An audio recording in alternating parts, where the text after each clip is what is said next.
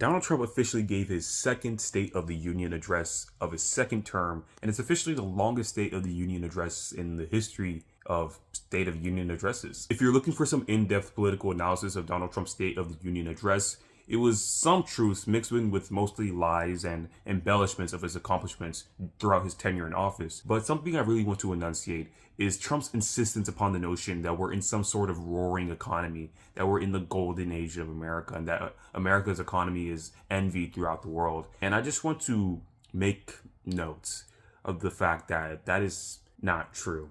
It's not true.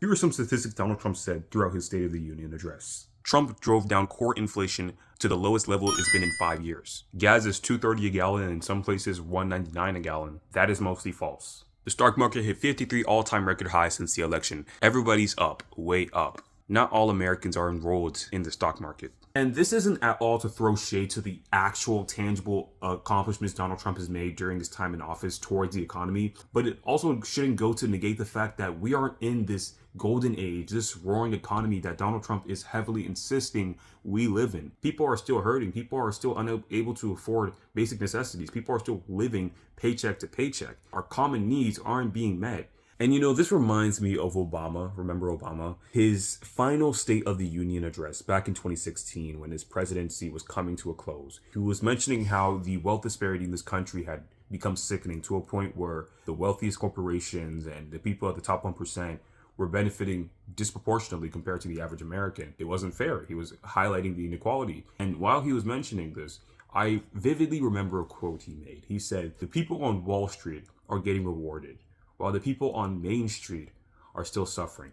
I feel like this quote from Obama quintessentially embodies the sentiments of every working American in Trump's so-called golden age. He may have positive economic indicators, but 50,000 points on the DOW doesn't translate to being able to afford groceries at Kroger or Walmart.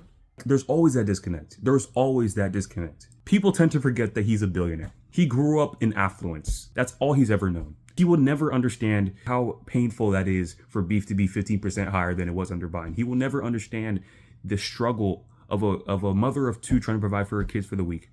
Donald Trump's union is not strong, but weak. Donald Trump's union is not unified, but divisive. Donald Trump's union is racist. Donald Trump's union does not have democratic integrity.